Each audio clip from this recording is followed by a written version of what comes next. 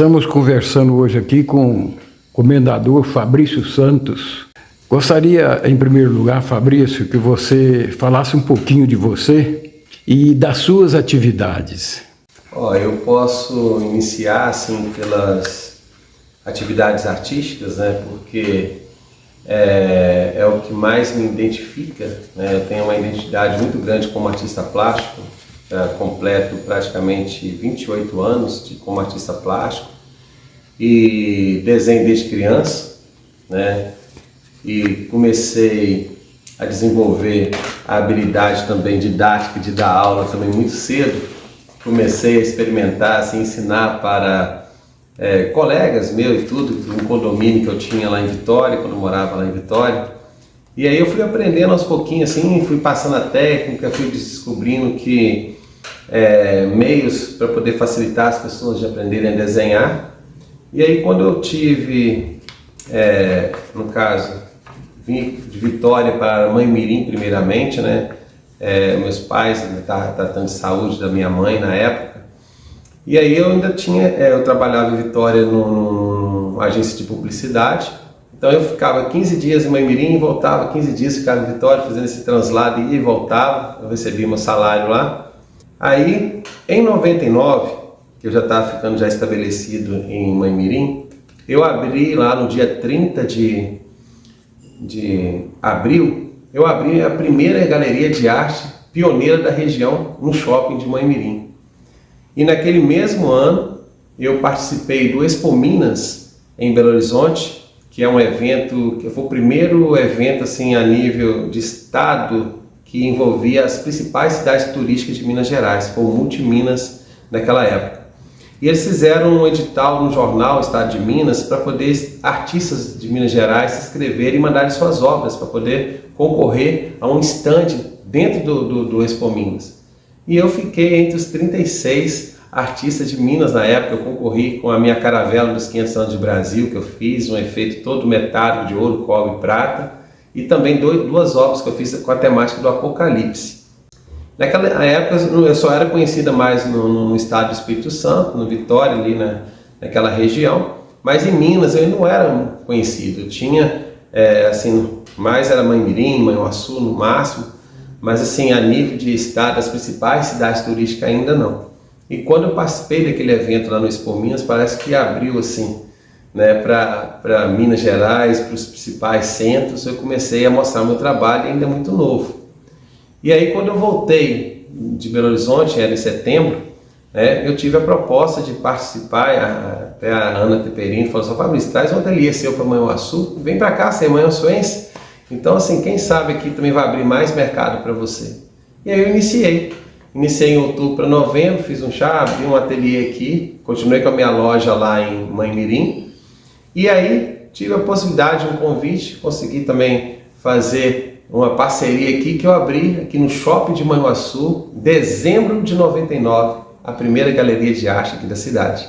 E eu tinha apenas 22 anos e desde aquele momento, né, tornando empresário tão novo, né, eu venho trabalhando com a arte, desenvolvendo evento, produzindo e tudo, coordenando em várias manifestações artísticas. Até o dia de hoje ainda continuo com a galeria de arte. E a parte literária, que é a outra área que eu comecei, ela já veio um pouco mais tardia. Eu gostava de escrever, gostava de compor. Em Vitória, em 95, eu cheguei a concorrer com uma composição minha, ela chegou a ganhar, eu cantei num palco lá. Mas assim, escrever livro mesmo, eu nunca tive essa coragem. Aí eu resolvi fazer de uma forma independente, né, como um escritor independente, um livro em 2014, que era O Silêncio do Céu, e ele abordava assuntos de acordo com as minhas obras de arte que eu fiz da temática do Apocalipse. Então tinha muita coisa que eu falava dali, experiência de quase morte, tudo. E esse nasceu, esse primeiro livro meu. Então eu consegui com o comércio local, patrocínios, né? Minha esposa me ajudou também a correr atrás dos patrocinadores, e lancei esse primeiro livro. Lancei 2 edições, que foi limitado, esgotou. Eu só tenho um livro também que ficou desse, que foi histórico, né? E nessa época eu não sabia fazer tudo que eu sei hoje, né? Essa bagagem que eu tenho como escritor, que agora ajuda outros escritores, eu não tinha. Então assim, eu cometi muitos erros nesse primeiro livro que hoje eu sei já reconhecer esses erros que procuro não ter nessas 9 obras que eu já lancei. E esse mercado dentro da área literária eu comecei a envolver quando eu comecei em 2008. Eu tentei entrar na Academia Ciências de Letras, por estar muito novo de idade, eu não consegui entrar na época. E aí em 2009 eu me inscrevi no edital na região dos Lagos, teve 3 editais lá. Eu me inscrevi de Arraial do Cabo. Foi a primeira academia de letras oficial que eu entrei. Das quase 30 que eu tenho, essa foi a primeira que abriu as portas para mim. Eu fiquei em 11º no edital que eles lançaram de vagas, e a cidade de Manhuaçu, através da minha pessoa, conseguiu essa vaga na academia cabeça lá de letras de Arraial do Cabo.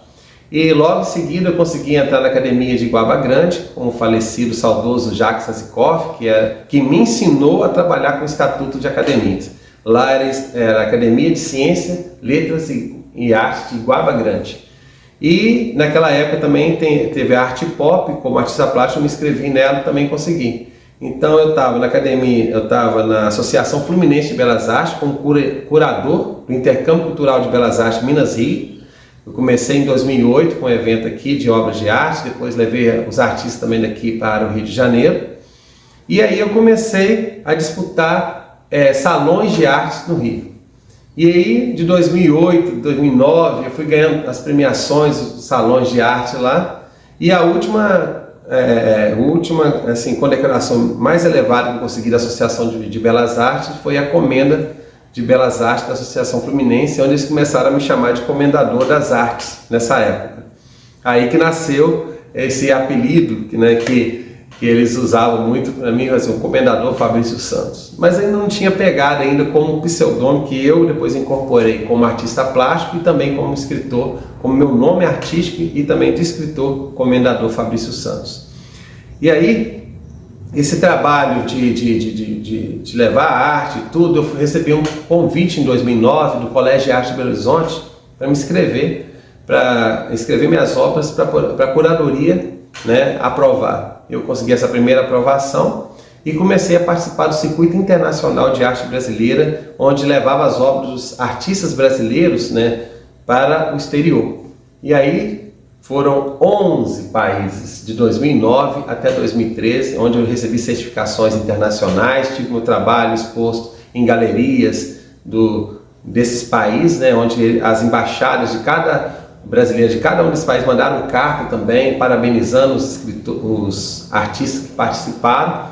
E aí de 2013 para cá, eu oscilei entre ter uma escola de arte, oscilei entre ser professor também de artes do Centro Educacional de Manhuaçu, e aí em 2010 também eu tive essa participação como diretor de cultura de Manhuaçu. Eu participei primeiramente como representante de Manhuaçu em Brasília, na Conferência Nacional de Cultura que teve lá. Eu passei pela instância municipal, na verdade foi intermunicipal, que quem organizou naquela época a conferência foi a cidade de Mãemirim e me chamou para ser palestrante lá.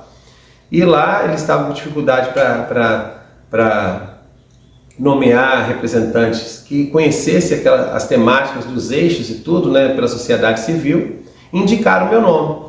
E aí, como era intermunicipal, podia, no caso, eu representando Manhuaçu naquela época lá, mesmo a conferência acontecendo em Mãemirim. E aí eu fui, chegando em Belo Horizonte, disputei também a vaga para poder ir para a Nacional, eu consegui, fui o mais votado da Zona da Mata Mineira, e aí eu comecei em Brasília, conhecer como que era a construção na época do Plano Nacional de Cultura.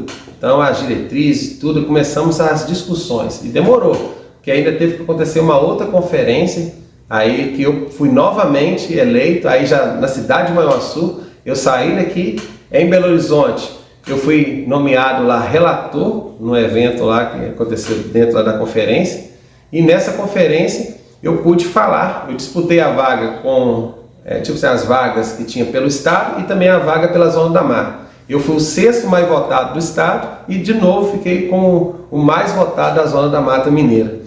E aí fui lá, lutei lá em Brasília pelo repasse né, através do pré-sal da PEC 150. Então foi uma das bandeiras que eu levantei na época, foi essa.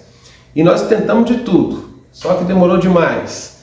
E aí até que nos dias de hoje a gente conseguiu estar aí com o Plano Nacional em vigor, com todas as políticas culturais sendo desenvolvidas, esses repasses acontecendo, mas se naquela época eu não conseguisse que o AD Jair, que era o prefeito da época, ele assinasse o termo, né, o último ato do prefeito ainda em 2012 foi assinar o termo que eu levei para ele de convênio mesmo, de cooperação, de que ia implantar na cidade. E aí nessa época não tinha Secretaria de Cultura, era de Diretoria de Cultura. Aí já no governo seguinte, aí eles tiveram que, por causa exatamente desse termo ter sido a cidade de compromisso, eles tiveram que cumprir isso. E aí tiveram a obrigatoriedade de ter que criar uma Secretaria de Cultura na cidade de Manhuaçu no governo seguinte. Então, tudo que foi definido posteriormente na cultura e vice-versa, foi a partir desse termo, dessa participação que aconteceu lá. E aí, gente, uma coisa legal assim que eu gosto de destacar na minha carreira é que eu não fico apenas numa categoria só. Eu gosto de me fragmentar em várias coisas e assim, eu sou músico, produtor cultural, trabalho com esculturas, eu gosto de trabalhar em tudo que vocês imaginar na área artística, gráfica e tudo eu gosto de trabalhar, gosto de valorizar também novos talentos. Então aquelas pessoas, eu que sou professor também universitário, né, da Faculdade de Futuro, mas eu gosto de apoiar porque eu sei como que foi difícil o meu início de caminhada. Eu precisava de apoio, precisava de mais pessoas, empresas, próprio poder público ajudando. Eu conseguiria ter chegado muito mais longe do que eu cheguei, né, ou com mais facilidade. Mas hoje eu vejo talentos assim aqui despontando e precisando desse aconselhamento, desse direcionamento, ou que mostrasse para ele aonde ele puder chegar com o trabalho dele, é o que eu faço. Então o Instituto agora, Gottman, virou um grupo em que eu trabalho tanto com a área editorial, com a área de produção cultural, com a área de eventos. Então eu peguei todos os leques. Gostaria que você falasse um pouquinho da Academia de Letras do Brasil, que você é o presidente da seccional Manhuaçu. Gostaria que você falasse um pouquinho sobre ela. Então, a Academia de Letras do Brasil, eu tomei conhecimento pela primeira vez quando eu participei de um evento em Belo Horizonte, que até a acadêmica, que era presidente da Academia de Letras do Brasil de Belo Horizonte, que é a Silva Araújo Mota, ela me convidou para me receber uma certificação, porque eu não tinha como ir para a Suíça. Eu tinha sido indicado para ser membro da seccional da LB na Suíça, que tem o Dr. Carlos Ventura como presidente, cadeira 25 que eu estava ocupando, e eu não tinha como receber essa certificação. Então me chamaram em BH, que era mais próximo de tudo, e eu participei de um evento lá em que eles me certificaram, entregaram o certificado para mim. E aí, ali que eu tive o primeiro conhecimento. Aí depois eu recebi uma outra premiação da LB lá de Campinas, também de São Paulo, e eu ainda não tinha assim, esse conhecimento de como funcionava as academias de letras do Brasil. Aí nasceu disso. Primeiro eu fui indicado depois para poder participar da LB de Belo Horizonte, e lá eu tomei posse recentemente da cadeira 17, que tem como patrono o Ziraldo Alves, e lá eu fui nomeado, né, no evento que aconteceu na Biblioteca Estadual, lá na Savassi. Fui nomeado através do Dr. Mauro Moraes, que é o presidente da LB, de Minas, no caso. Ele nomeou o representante, o presidente fundador da LB da Zona da Mata, que é filial de Belo Horizonte. Então a filial 3, porque a região metropolitana é filial 2, então nós seremos a filial 3, e são as 154 cidades da Zona da Mata. Então, como membros fundadores, eu pude chamar também algumas, acho que um só que não é da Zona da Mata, que é de Divino, mas o restante tudo da região da Zona da Mata estão entrando como membros fundadores. Então já vamos iniciar com 15 cidades diferentes como membros fundadores, mais 4 como membros honorários, e o evento vai acontecer aqui no dia 20, né, onde nós iremos trabalhar de uma forma bem ampla e democrática com todos esses escritores, com comissões específicas, 15 comissões em que irão trabalhar temas específicos de cada uma aqui para poder realmente, assim, assuntos que às vezes não são abordados dentro da academia e que não são apoiados e definidos, dentro dessas comissões vão ser trabalhados. Então é assim a gente poder alcançar o máximo possível dos setores culturais que às vezes estão lá ociosos, não foram mexidos, não foram trabalhados, e a gente quer desenvolver um projeto em cada uma dessas comissões que trabalha exatamente aquele local que não está sendo trabalhado. O que essa academia poderia fazer para o pessoal da região, que o brasileiro não gosta muito de ler e muito menos de escrever? O que a academia poderia fazer nesse sentido? Nós temos, como eu disse, as comissões que são as temáticas específicas, né? Eu posso adiantar, sim, em relação a projetos que a gente pode fazer. Primeiramente, a gente ser um aliado da escola. Nós temos projetos de fazer concurso de redação, um trabalho dentro lá de oficina, de sarau literário, para motivar esses jovens a gostar da leitura, essas bibliotecas itinerantes que são feitas, levar o escritor local para contar a sua história, a sua experiência, dando aquele testemunho de vida, levar a criança a gostar disso. Vou dar um exemplo, na nossa academia nós temos contadores de histórias que se vestem, né, de personagens do Monteiro Lobato, como é o Visconde de Sabugosa, que é o João Pedro lá de Chalé. Ele vai nas escolas, vai nas instituições, bibliotecas onde ele é convidado e conta histórias que ele mesmo cria ou faz em releitura, né? Ele criou agora um livro, uma coletânea, em que nós fomos convidados a escrever histórias também envolvendo os personagens do Sítio Pica-Pau Amarelo, para homenagear o Monteiro Lobato. Eu fui um dos participantes também. Eu contei a história da letra perdida, envolvendo a Narizinha, né, a Emília e tudo, o Visconde, tudo dentro, a Dona Benta, tudo dentro da história, né? E isso é uma coisa legal, a gente tem que despertar ainda esse gosto pela leitura, porque hoje a inteligência artificial vou ser sincero, está atrofiando a mente das nossas crianças, dos nossos jovens. Então, assim, está entregando tudo muito pronto, né? Então, assim, é como se ele tivesse agora preguiça de ler de tudo, porque ele vai pedir, faça isso para mim, aí a inteligência artificial vai e produz para ele, deixa. Então, o que acaba acontecendo? A criatividade vai para o ralo, a inteligência vai ficando cada vez mais bitolada, entendeu? Então, aquele senso de criatividade da criança e tudo, do sonho, da imaginação, ela não tem mais. Aquilo que a nossa geração X tinha, de trabalhar tanta imaginação, porque a gente não tinha tanta coisa que distraísse a nossa mente. E hoje nós temos 90% das coisas são distrações. Tira a atenção, as crianças não conseguem mais focar, ter aquele foco. E a leitura, ela traz isso. Vou dar um exemplo para você. Criar ambiente como nós estamos criando aqui no espaço. Que a pessoa pode tomar um café, pegar um livro, fazer uma leitura ali fora, né? Ou aqui dentro. Nós vamos abrir um espaço para a pessoa poder abrir também um e-book, também um notebook. Quer sentar ali dentro? Vai lá, leia, faça um momento de leitura. E outra coisa, esse momento de lazer, de conhecer, de socializar, está se perdendo. E esses eventos que a gente quer trazer com a Academia de Direito é resgatar isso. A pessoa sair de casa para um evento cultural, socializar, conversar, dialogar, porque as crianças não estão sabendo nem conversar mais. Os jovens estão com dificuldade assim, de você criar um diálogo sobre um assunto, sobre um determinado tema e desenvolver esse tema. Vou dar um exemplo para você. Eu fiquei um pouco triste porque eu trouxe para Manhuaçu um concurso de redação da Marinha. Eu fui em algumas escolas, levei a proposta e não quiseram levar para frente, né? É um concurso que ele visava assim, falar sobre a importância da Marinha, né, no contexto nacional, né? E eles entregavam assim um PDF, um livro lá que a pessoa só tinha que ler. Mas até isso, ler regulamento, ler texto, ler isso, ler um livro, dá preguiça.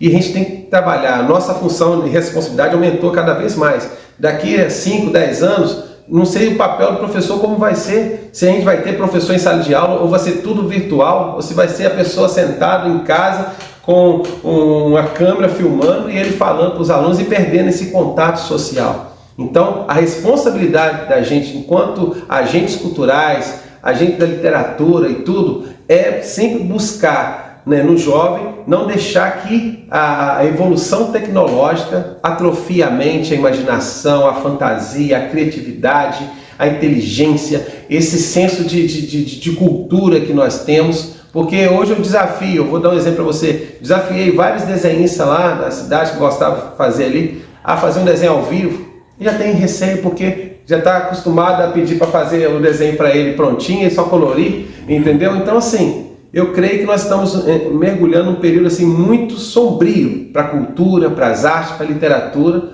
que é essa questão do avanço tecnológico desenfreado.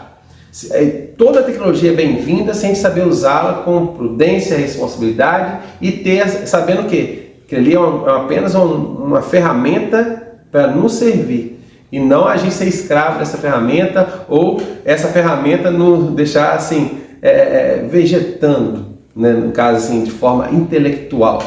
Que nós possamos ter uma atenção assim, através da Academia de Letra. Eu até fiquei surpreso assim, a quantidade de gente que se interessou em entrar. Por quê? Eles falam, Academia de Letra é coisa para pessoa idosa, a pessoa já está vivida e que não quer saber. Não, a quantidade de gente nova que está entrando com uma visão diferenciada em cima disso, isso é muito importante. E uma das comissões que nós temos na nossa academia exatamente é uma comissão voltada para a inovação, para a tecnologia. É saber usar essas ferramentas que nós temos hoje exatamente para poder buscar o jovem de novo para essa área literária, para ter gosto para a leitura, para não ter que ficar apenas assim só vendo ou só escutando e disperso, né? Sem assim o senso de criar algo, né? Então assim um dos projetos principais que nós temos aqui da LB é esse, ir atrás do jovem, levar a literatura, a arte, tudo, a cultura em si, de uma forma que possa abraçá-los novamente, que eles voltem a ter prazer em estar socializando, tendo esses momentos de interação, de comunicação, de fala, cantar, se mostrar talento, mostrar que sabe fazer uma atividade e não ficar lá apenas rindo de piadinha pronta, de meme, de internet, tudo. Isso aí é bom, passar o tempo, mas não é cultura. Cultura é você mostrar o que você sabe fazer, o que você aprendeu a fazer, e você sabe desenvolver, e aí você não deixa o seu município, a sua cidade, né, perder a identidade, porque quando o jovem para de fazer cultura, essa identidade cultural da cidade vai morrendo, ela vai ficando sem graça, ela vai ficando sem sentido. Você chega um final de semana, a pessoa não sabe para onde ir, o que ela vai fazer, e ela vai ficando cada dia mais solitária, vai se fechando, e aí isso vai acabar. Os dias de hoje vai ficar assim, todo mundo só com o telefone, se fechando no quarto e não socializando com mais ninguém. Então nós temos que ter essa preocupação de, enquanto a gente pode buscar programa, projeto para poder chegar nesses jovens e fazer eles voltar de novo, né, o trem nos trilhos, né? Usar a tecnologia para o bem, mas não ser escravo dela. Finalizando, há mais alguma coisa que você gostaria de dizer? Sim, a parte principal, né, é políticas públicas. Eu não posso deixar de falar. Toda vez que uma instituição se propõe a fazer algo, né, em prol do município, em prol do jovem, em prol de qualquer coisa que seja para poder trabalhar a criatividade, talento e tudo, apoiar mais, né, incentivar mais, né, ter realmente parte no orçamento voltado para políticas assim, né, que realmente, ou uma comissão, alguma coisa que realmente tem um olhar específico para isso. Porque hoje nós não podemos ficar com as mesmas políticas do passado. A geração hoje é outra. Aquilo que servia para mim ontem não serve para a geração de hoje. Então tem que ser atualizado essas políticas públicas para poder realmente chegar naquele que precisa. E às vezes não está chegando, né? Aquele jovem que às vezes está indo para as drogas, está indo para a violência, está aí se perdendo, porque não tem políticas que estão chegando neles verdadeiramente, que está realmente motivando. Porque fazer um show com um cantor lá e tudo, não é fazer cultura. A gente tem que fazer coisa que vai fazer ele todo dia essa engrenagem gerar.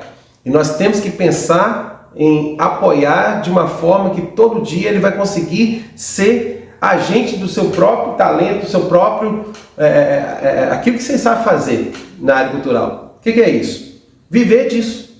Como que um músico vai viver de música? Ele tem que sobreviver disso. Então tem que ter políticas que vai incentivar esse músico a continuar investindo na sua música e não procurando outro caminho. A mesma coisa para o desenhista, para o pintor, para o escritor. Um exemplo, Quantas políticas tem no município que vai destinar ou emenda impositiva ou verba específica para a produção literária? Então, são coisas que a gente tem que começar a pensar, e é isso que eu mais anseio no meu município. Não só o município, a nível de Brasil. Que todas as políticas realmente começando nas células municipais, porque aqui é que chega realmente no agente da pessoa que precisa chegar. Tá? Que nós tenhamos políticas voltadas para esses tempos modernos, mas que continuem ainda a incentivar a leitura, a produção literária, a produção musical, e isso é direto, não é uma vez daqui a 2, 3 meses. Ele tem que ser contínuo, porque se ele quer viver profissionalmente disso, profissão é isso, é todo dia. Todo dia tem que ter alguma coisa, senão ele vai se perder. Então essa é a minha mensagem.